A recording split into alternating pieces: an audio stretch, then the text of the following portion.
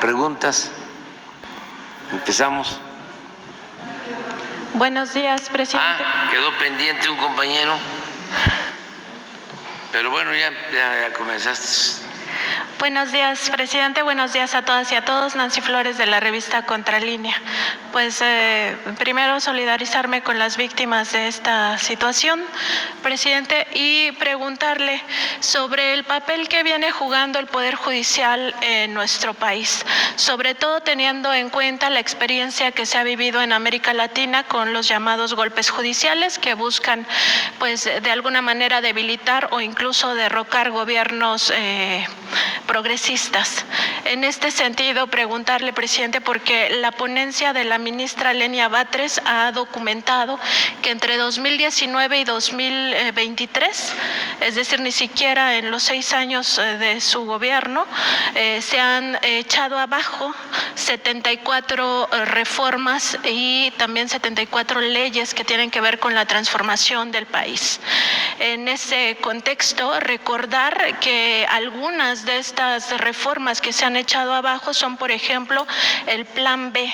Esto ocurrió en 2023 cuando la ministra Norma Piña ya asumió la presidencia de la Suprema Corte de Justicia de la Nación. El Plan B implicaba muchas leyes que se reformaban, entre otras cosas, para impedir que instituciones como el Instituto Nacional Electoral fueran capturadas por personajes como Lorenzo Córdoba Vianello, quien ya se quitó la máscara desde hace tiempo, como aliado de Claudio X González Guajardo. Incluso fue el único orador de la Marea Rosa el 18 de febrero de este año, que ya también ese movimiento, pues todos lo sabíamos, pero ya se quitó la máscara de a quién pertenece y a qué intereses responde. Otro tema que falló el año pasado la Suprema Corte para echar abajo es la prisión preventiva oficiosa en términos fiscales. En ese sentido, recordar que lo que se buscaba es sobre todo impedir las llamadas factureras, pero otros delitos de los que se conocen como de cuello blanco. En ese caso, el tema de la prisión preventiva para los factureros, pues buscaba que dejaran de lavar dinero para el crimen organizado y también que dejaran de dañar las finanzas del Estado mexicano, porque muchas de estas factureras se utilizan para no pagar impuestos, para la evasión de impuestos.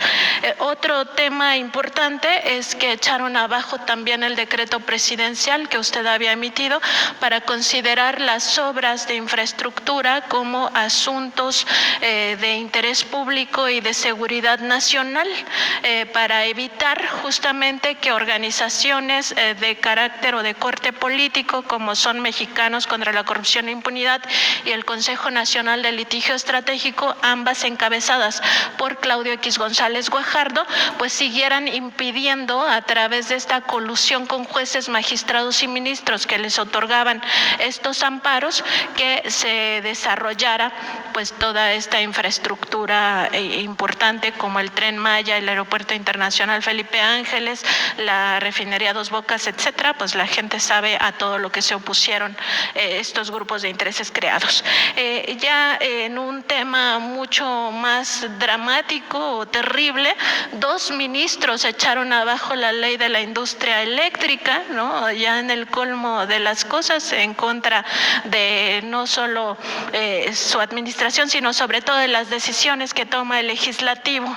Y en ese contexto también recordar que el 23 de agosto del año pasado se llegó al extremo en la segunda sala de la Suprema Corte de Justicia de la Nación, que el ministro Luis María Aguilar Morales presentó un proyecto en el cual pues pedía su destitución, presidente. Quizá ya muchos lo olvidaron, pero este proyecto buscaba destituirlo por argumentar que se había violado un amparo, una cosa así.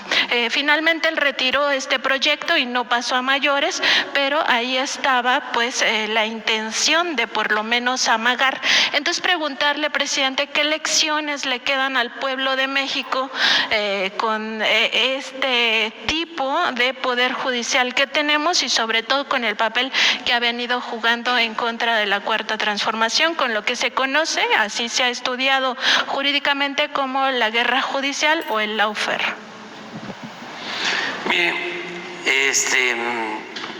hace falta la reforma al Poder Judicial y hace falta continuar con el proceso de transformación del país. Es que estábamos en franca decadencia. El gobierno estaba tomado por una minoría,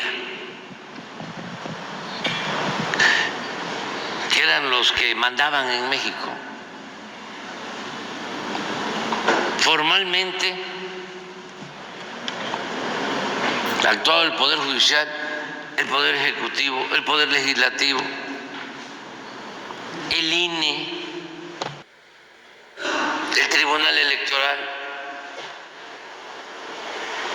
pero era pura pantalla. Los que mandaban eran los de la oligarquía, los potentados. ¿Quién mandaba en la Secretaría del Trabajo?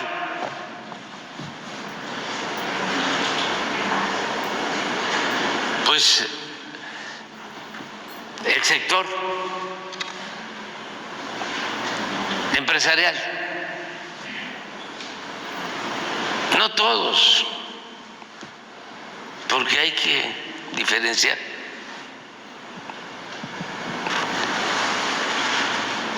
Pero sí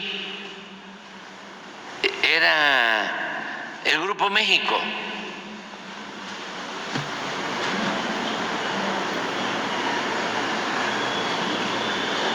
Ellos llegaron a expulsar del país al dirigente sindical minero.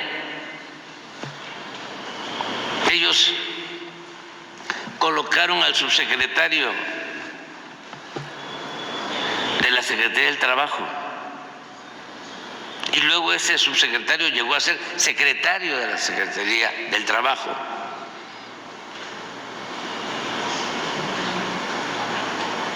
Pero así todo, los presidentes. El caso de Zedillo,